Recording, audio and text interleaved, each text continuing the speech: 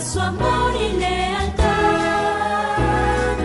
En el diario estudio de nuestra lección y la palabra viva de Jesús. Sí, diariamente estudiaré mi lección. Fueron halladas tus palabras y yo las comí, dijo un profeta. Y dijo que cuando se las comió, le fueron por gozo y alegría en su corazón. Eso es lo que queremos nosotros también encontrar en este estudio bíblico que vamos a compartir de la lección de la escuela sabática. Queremos encontrar también gozo y alegría en nuestro corazón al entender la Biblia. Por lo tanto, comamos, hermanos, de ella esta mañana y que sea pues un alimento que verdaderamente nos haga más fuertes espiritualmente. Yo le doy la bienvenida a usted que está tal vez recién sintonizando este medio de comunicación como es la televisión o la radio. No sé si tal vez usted recién en el internet también nos ha encontrado. Aprovecho para mandar saludos a los hermanos de Jalapa. Hay unos hermanos ahí en Jalapa que siguen nuestras lecciones de escuela sabática, nuestra lección. Hay en Oaxaca. Bueno, en México tenemos muchos hermanos que están con nosotros también estudiando a través de el WhatsApp, que es donde yo comparto estas lecciones de la escuela sabática. Así que un saludo para todos, donde quiera que estén ahora, en cualquier país. Sean bienvenidos y bienvenidas al estudio de la lección. Voy ahora a desarrollar este estudio con una joven, la cual se llama Karen Reyes. Así que bienvenida, buenos días. Buenos días, pastor. Buenos días a ustedes, hermanos, que nos miran a través de la televisión, de YouTube o cualquier otro medio. Siempre es un privilegio estar aquí desarrollando la lección e impartiendo la palabra de Dios con ustedes. Y para poder hacerlo, les quiero invitar a cada uno que donde quiera que esté nos acompañe a esta oración que vamos a hacer de rodillas.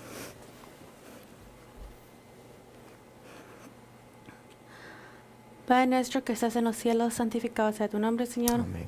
En este momento le queremos dar las gracias por esta oportunidad que nos ha dado al pastor y a vida impartir su palabra, Señor. Amén, Padre. También le queremos dar las gracias por la vida que usted nos cuidó durante la noche, a nosotros y también a nuestras familias, que aunque unas veces no los merecemos, usted siempre nos da el privilegio de poder despertarnos una vez más y ver la luz del día.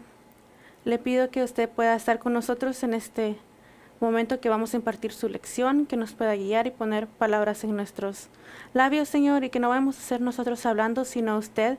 Y también le quiero pedir que podamos aprender algo, no solo nosotros, pero también los hermanos que están viendo, Señor. Le pido todo eso en nombre de Jesús. Amén. Amén. Ayer nosotros mirábamos cómo Josué prácticamente se postró delante de Dios,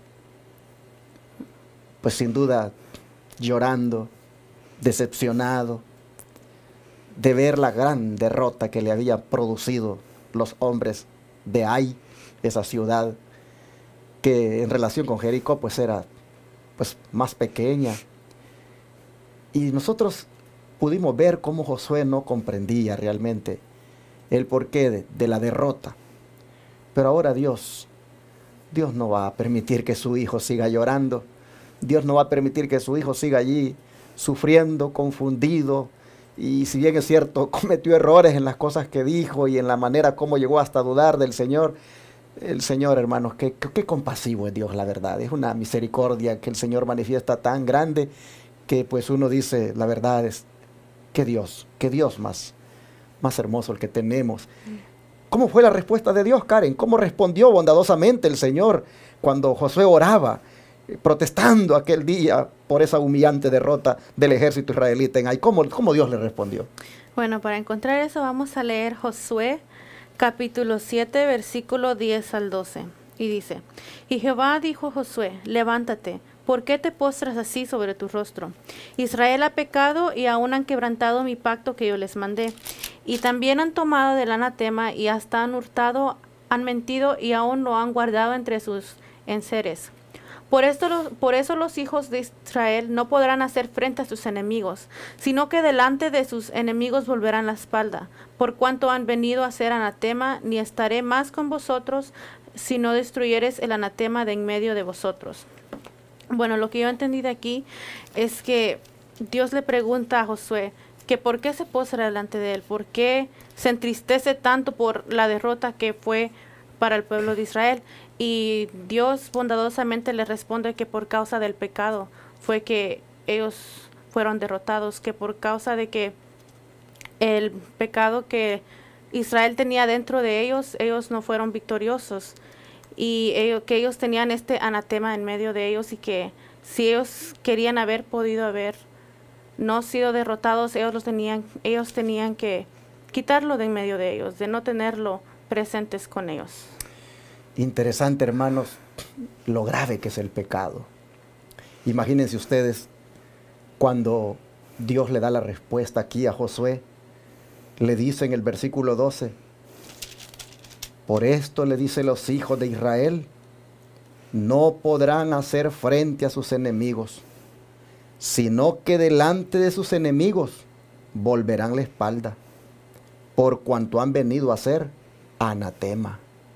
Ni estaré más con vosotros, si no destruyereis el anatema de en medio de vosotros. Hermanos, qué grave es el pecado, miren ustedes. El pecado, hermanos, hace que uno no pueda vencer al enemigo. Cuando el pecado lo invade a uno, hermanos, cuando el pecado le damos cabida en nuestra vida, nos vuelve inútiles, hermanos, infelices. Imagínense ustedes aquí, no le podrán hacer frente al enemigo, dijo Dios, por el pecado. Ah, qué tremendo, hermanos. ¿Y en qué consistía el pecado? Dice aquí. El pecado consistía en que habían, dice, tomado del anatema. Qué tremendo, hermanos, este término anatema. Este término anatema tiene dos significados. Uno que quiere decir consagrado a la destrucción, y otro que quiere decir consagrado para un uso sagrado. Y nosotros vamos a ver en los próximos días realmente este personaje Acán, cómo él prácticamente de los dos anatemas agarró. Pero desgraciadamente eso lo convirtió a él en anatema también. Es decir, en candidato a la destrucción. En una persona ahora consagrada a la destrucción, porque había tomado del anatema que era consagrado a la destrucción. Pero también tomó del anatema que era consagrado al Señor. Hermanos, es interesante que cuando Dios le dice a Josué qué es lo que había sucedido, el porqué de la derrota, le dice, es que han pecado, Josué. Han pecado. Han quebrantado mi pacto que yo les mandé. Han tomado del anatema. Han hurtado y han mentido y aún lo han guardado entre sus enseres. Hermanos, yo quiero aquí hacer una ampliación a esto. Porque miren, ustedes y yo somos del Israel moderno ahora. Y es posible que nosotros también hayamos tomado del anatema. Es posible que nosotros también, como Ananías y Zafira, hayamos mentido y hayamos hurtado. Interesante que el hurto es algo que se hace clandestinamente. Es decir, no es de una manera descarada que la gente lo mira. ¿Y en qué sentido habían hurtado? ¿En qué sentido Acán había hurtado? En el sentido de que se había apropiado de algo que le pertenecía a Dios. Bueno, voy a adelantarme un poquito, pues, hermanos, aunque lo vamos a ver más adelantito. En otro, creo que no sé si mañana o pasado mañana. Pero Acán, ustedes ya conocen la historia. Se había tomado un manto babilónico, que solo lo usaban los magnates de Jericó. La realeza, hermanos. Algo que, según dicen los historiadores, era tejido en oro, que se ocupaba como vestimenta de gala. Pero ese tipo de vestimenta, eso, hermanos, era un anatema para la destrucción. Eso era consagrado a la destrucción, porque Dios había dicho, todo tiene que ser destruido. Pero el oro, dijo, y la plata, esa la tienen que entregar en el templo, porque eso es dedicado a Dios. Ese es el otro anatema, lo consagrado para un uso sagrado. Eso, dijo Dios, tienen que dedicarlo a Dios. Pero Acán, de los dos anatemas, hermanos, agarró el manto babilónico y también agarró lingotes de oro, algo que le pertenecía al santuario, algo que le pertenecía a Dios. Y en ese sentido Dios dijo, han robado, han hurtado y todavía han mentido porque están actuando como que si no hubieran hecho eso. Y yo dije que quería ampliarlo porque, pues hermano, nosotros somos del Israel moderno. Pero sabías, hermano, mi hermana, que cuando tú te robas los diezmos y ofrendas, eres como un Acán en el campamento. ¿Sabías que cuando yo no le devuelvo a mi Dios los diezmos y ofrendas, soy un Acán en el campamento? Y que también he tomado del anatema porque me he apropiado de lo que es del Señor. Mira, si tú ves aquí, dice Dios, mira, han tomado del anatema, han hurtado, han mentido y aún lo han guardado entre sus enseres. Es decir, lo han tomado para sí. Hermanos, el diezmo y la ofrenda, eso es algo, eso es sagrado, hermano, eso es del Señor. ¿Y cuánta gente se apropia del diezmo y la ofrenda para guardarlo entre sus enseres? Es decir, para quedarse con ellos. Oh, hermanos, en el nombre de Dios yo le invito a usted que tiene el conocimiento de la palabra, no le robe más al Señor sus diezmos y ofrendas. Deshágase de eso, entrégueselo al Señor, hermanos. Eso le pertenece a Él. Y no mienta en la iglesia pretendiendo usted que sí, es honesto con Dios y pasa ahí adelante y predica, tiene cantos especiales, tiene privilegios, aparentando que usted es una persona honesta con Dios cuando le está robando al Señor, mi hermano. No mienta. Oh, perdón, yo a veces soy tan directo para decir las cosas, pero es que esto tiene que ver con nuestro carácter, hermanos.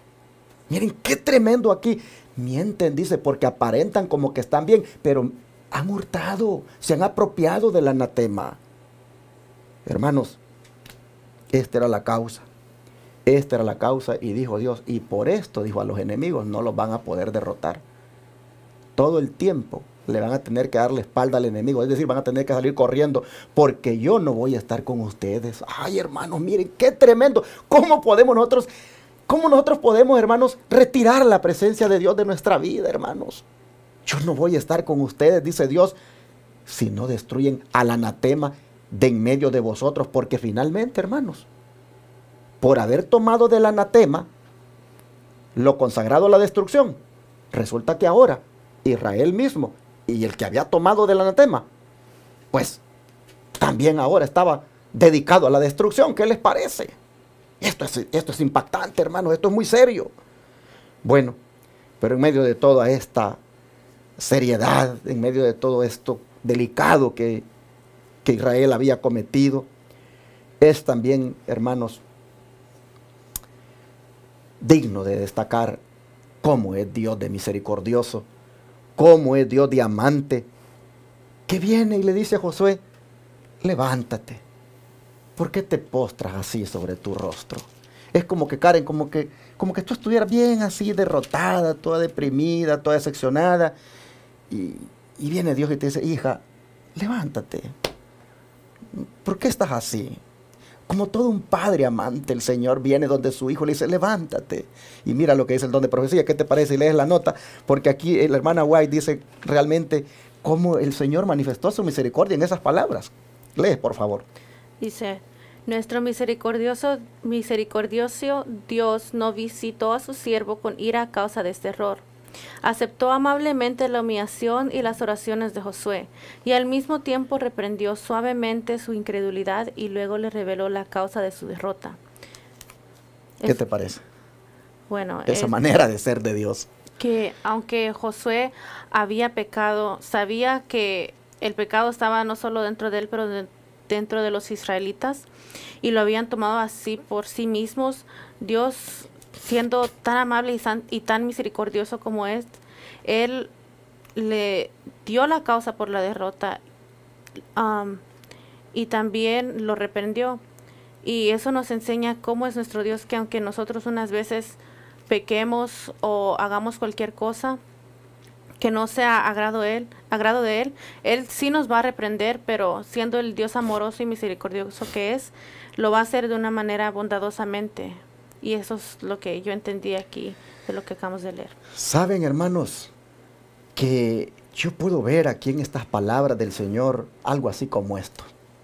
Mira, Josué, mi pueblo ha pecado. Y si yo sigo peleando en favor de mi pueblo, es como que yo aprobara su pecado. Si yo sigo peleando en favor de mi pueblo, es como que yo los estimule para que persistan en el pecado. Esto es lo que está sucediendo. Y esta es la razón de la derrota. Pero, ¿qué manera de hacerlo? Dice suavemente. Suavemente lo reprendió y le reveló la causa. Esto nos dice también, hermanos, cómo hoy, si nosotros, al igual que Israel, al igual que Acán, somos conscientes de que hemos también caído en anatema, hemos mentido, hemos hurtado.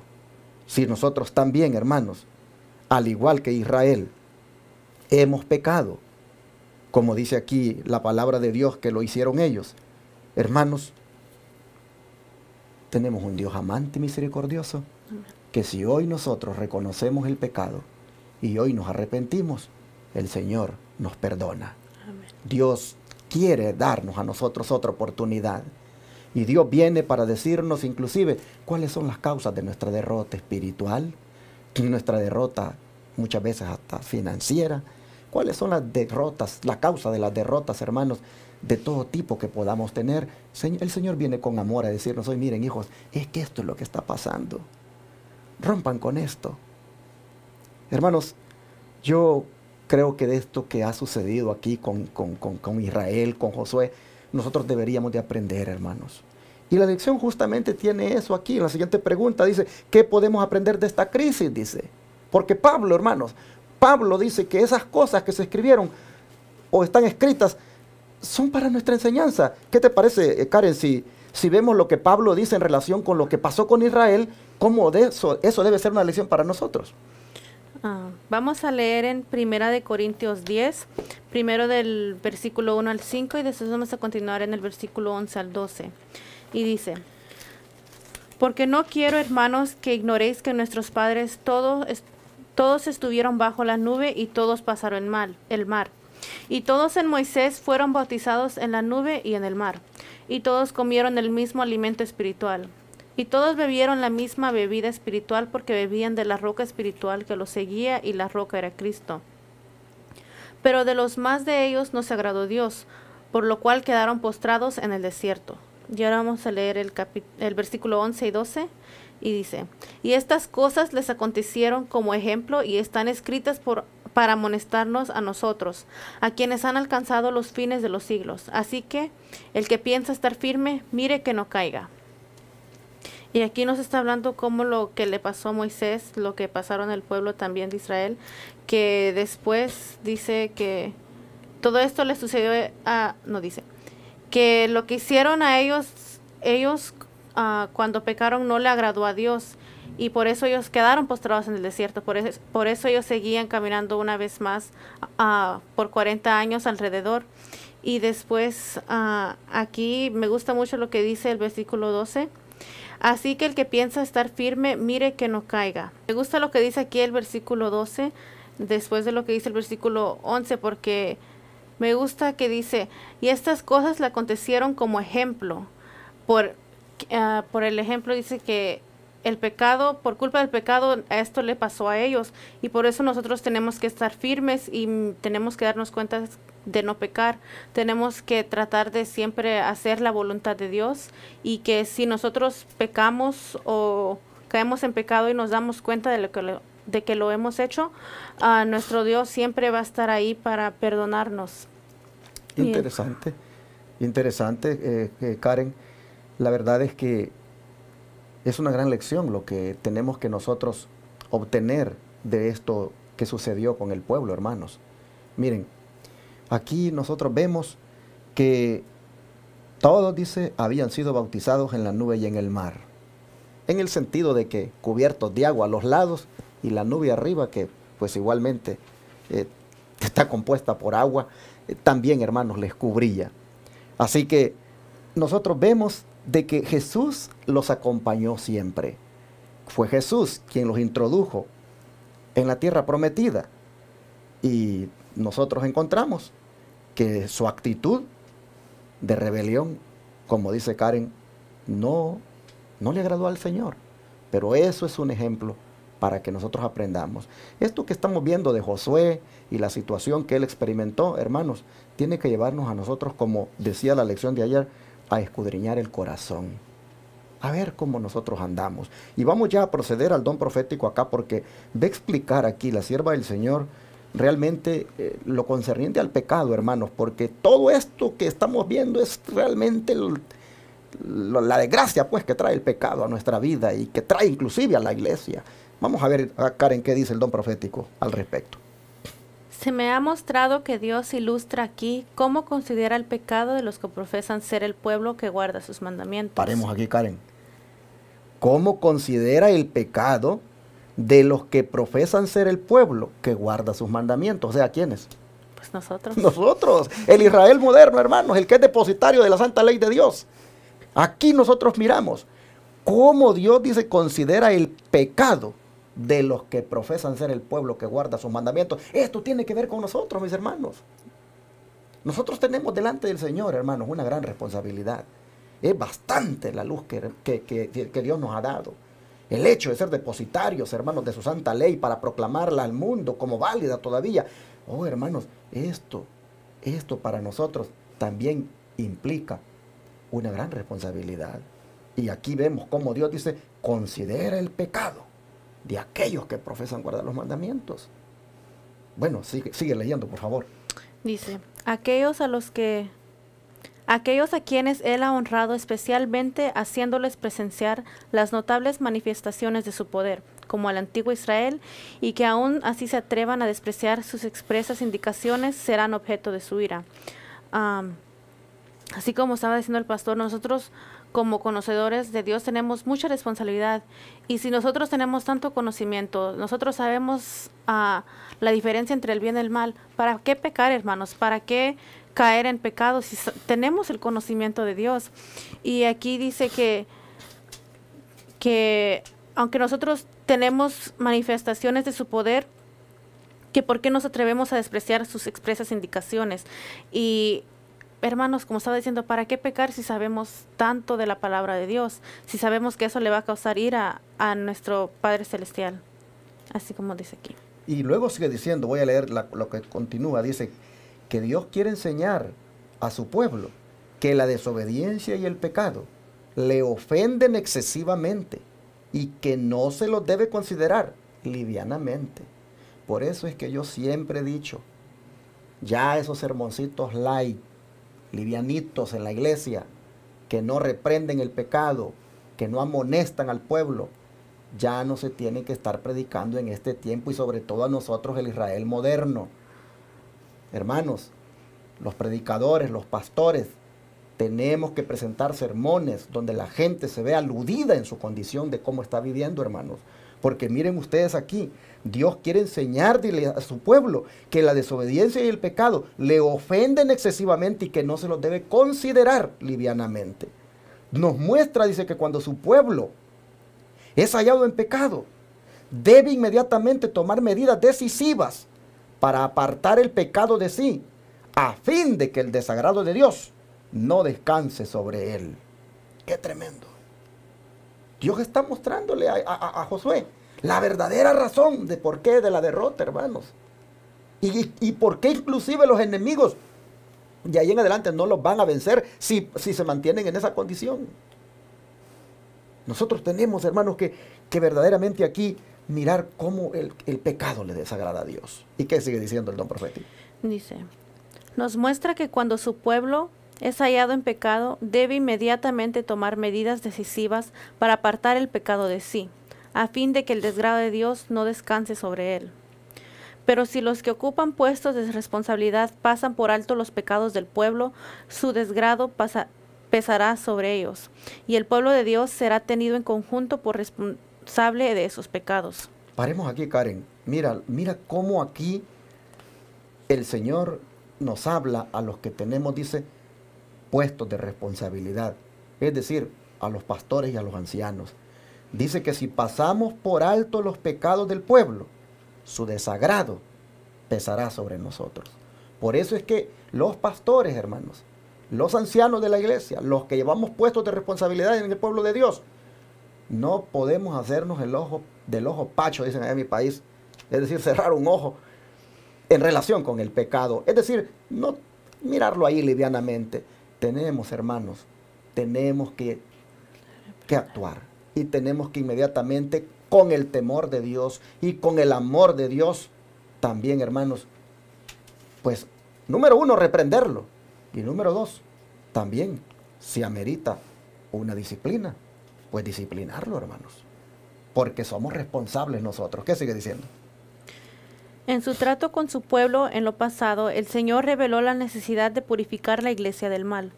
Un pecador puede difundir tinieblas que privarán de la luz de Dios a toda la congregación. Cuando el pueblo comprende que las tinieblas se asientan sobre él y no conoce las causas, debe buscar a Dios con gran humillación hasta que se hayan descubierto y desechado los males que agravían su espíritu. Y lo que básicamente está diciendo aquí es que si hay alguien que en medio de la iglesia, en medio de los hermanos, está pecando y todos los demás saben sobre el pecado de este hermano, tienen que buscar medidas en cómo ayudarlo, básicamente, porque si hay alguien dentro de la iglesia en pecado, no puede solo afectarle a él, sino puede afectar a muchos y puede llegar a que muchos otros también caigan en pecado. Así es. Y para terminar, la última parte, ¿qué dice? Si hay males evidentes entre su pueblo y si los hijos de Dios lo pasan por alto con indiferencia, en realidad estos sostienen y justifican al pecador. Son igualmente culpables y causarán como aquel el desgrado de Dios, porque serán hechos responsables de los pecados de los culpables. Como estaba diciendo en lo que acabamos de leer antes, si nosotros sabemos sobre el pecado de uno de nuestros hermanos, nosotros tenemos que tratar de ayudar a este hermano a salir del pecado, a entender lo que está en pecado. Pero si nosotros callamos y no hacemos nada, somos igual que culpables a él por básicamente justificar que él está en pecado y no hacer nada. Y esto, hermanos, está respaldado en lo que Dios le dijo a Josué. Porque Dios, si ustedes ven, responsabiliza a todo el pueblo. Uno era el que había cometido el anatema, que había tomado del anatema. Pero Dios está responsabilizándolos a todos. ¿Por qué? Porque en alguna manera todos deberían a esa altura haber hecho un examen en su corazón del porqué de la derrota. Y miren ustedes, aquí está yendo más allá el don profético. Cuando en la iglesia dice, nosotros somos cómplices porque sabemos cómo están las cosas en la iglesia, sabemos de cómo está tal o cual hermano en pecado y que está eso deshonrando el nombre de Dios. Y sin embargo, hermanos, nosotros allí como decimos, lo tapamos, lo mantenemos solo para nosotros. Eso es muy peligroso, hermanos. Miren, lo primero hay que ir con el hermano, hacer lo que dice Mateo 18, hacerle ver al hermano su condición y invitarle a que deje el pecado. Luego, si él no quiere, entonces llevar a otro hermano y decirle pues lo mismo, tratar de ganar al hermano, tratar de que se aparte del pecado. Y si logramos que en la primera o en la segunda él se aparte, gloria a Dios, hermanos, ahí termina todo. Pero interesante, dice que si volvemos a hacerlo y vemos que él insiste, pues dice que entonces lo llevemos al pleno de la iglesia y que lo discutamos con la iglesia, porque ese es un pecado que le está trayendo oprobio a la iglesia. Hermanos, todo lo que tiene que hacerse es con el fin de rescatar a la persona, pero no se puede en la iglesia pues tolerar el pecado, hermanos. Tenemos que de alguna manera, los que llevamos puestos de responsabilidad, asegurarnos de que los hermanos comprendan cuán sagrado es nuestro llamado y nuestra decisión que hicimos al llevar su nombre.